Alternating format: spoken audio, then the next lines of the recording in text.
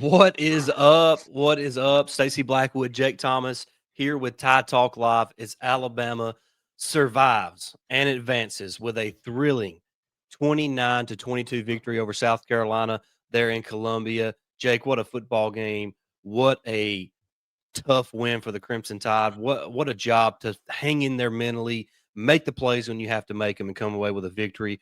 What a great win. Can't wait to talk about that. Real quick, we're going to get this out of the way super quick. Like, share, subscribe. Find us on Apple Podcasts, Spotify. We are powered by the Believe Network.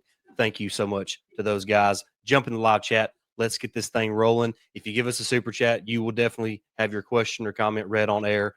If not, we'll try to get to it as best we can. But roll tide, everybody. Welcome into the show. Jake, what a freaking win. Man, Stacy, that's my voice is a little bit gone. Done a lot of hollering in front of the TV today, but yeah, man, it looked kind of bleak there. For most of the game, we just could Yeah. not do anything offensively, and defense played lights out. They just had a couple of blemishes, but they played really well, kept us in the ball game, and then finally the offense woke up in the fourth quarter when it needed to, and poured out a win, man. What a great team win this was. Mentality, physicality, and toughness, and also adversity as well. So I hope this gives us some momentum going into the bye week to find what we got to work on to get better and come out of the bye week with a different team. Boy, the bye week couldn't have come at a better time, Jake, in my opinion. The way the last stretch of 4 games where you play 4 ranked teams and you win all those games, a couple of them, you really kind of have your way.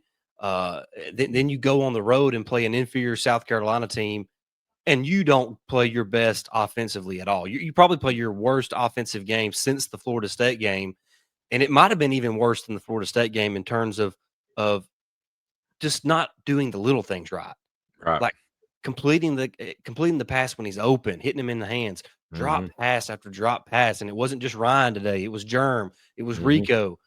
So, uh, but like you said, the toughness of this team, the mentality of this team showed up and showed out in a big way.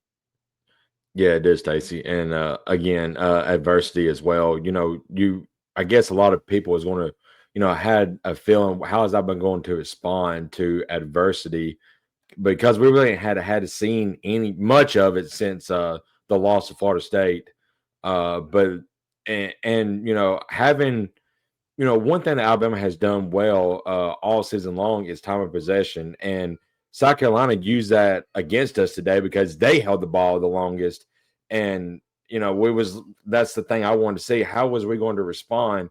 Not being on the field a lot offensively, and how the mentality, like you said, was going into a game, especially in the fourth quarter, where we was down and we had to have a score, not just a field goal. We had to have a touchdown that late in the game to tie, and then to get the 2-point conversion as well. I just, if you had any questions about the toughness of this team, Mm-hmm. how this team would respond to adversity, I think all that was answered. I mean, Williams-Brice is one of the toughest places to play in the country. It's really extremely underrated because their teams are, South Carolina's never just always relevant Mm-hmm. like this year, but that crowd was into it. As Rick and Bonnie pointed out, the students tried to get down to the field early and get Yep. a get a head start on rushing the field in case they pulled off the upset. But man, what a way for Alabama to kind of hit them with a dagger there, Jake. And Mm-hmm. we'll get to the our overall thoughts of the game here in just a minute. But I can't leave this opening segment without just continuing to reiterate how proud this kind of win is for a fan. Because look, it's great to go on the road and beat a good team like Georgia. It's Yeah. great to go on the road and beat a good team like Missouri. It's great to win against a ranked Vanderbilt, against a ranked Tennessee, winning that rivalry game. But when you face adversity for the first time in about 6 or 8 weeks, however long it's been since then, since the Florida State game, and you respond in the fourth quarter down the stretch the way you do on both sides of the football, the offense have a touchdown and a 2-point conversion. You get it. The defense needs to stop. Not only did they get a stop, they force a turnover and set Mhm. the offense up in prime position to either kick a game-winning field goal or put the ball in the end zone. And the offense delivers. Yep. So, I mean, that's what toughness is. That's what resilience is. That's what's playing fourth quarters is all about. It's a 60-minute ball game for a reason, and Alabama played for 60 minutes. And I couldn't be more proud of the effort they gave there in that fourth quarter to come away with a win over South Carolina. Yeah, absolutely, Stacy. And like you said, Williams-Brice is a very tough place to play. I know South Carolina is not their best, right? This year, but they are very tough at home. If this would have been a true night game, it could have turned a different way the way Alabama played because it's just a different animal at night there. But like you said, this team continued to fight, continued to play.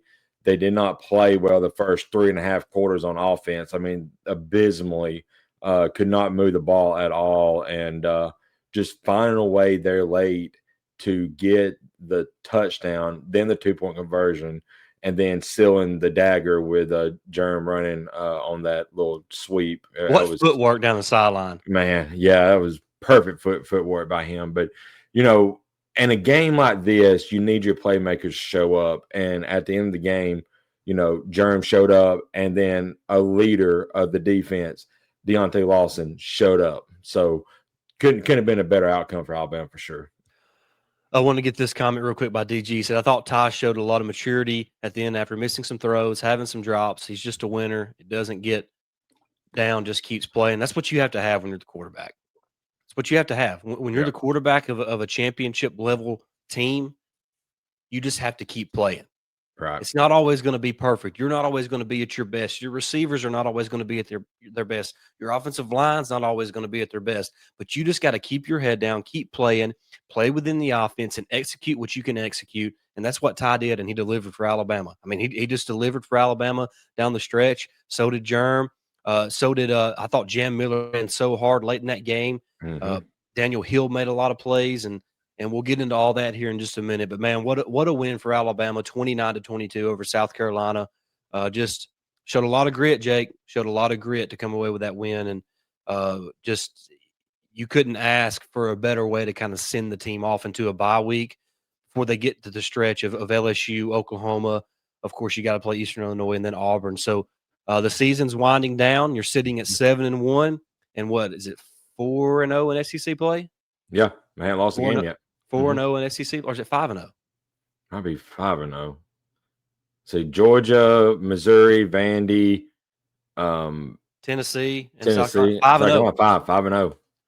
5-0. Just 3 conference games remaining. So, what a way to enter the bye week.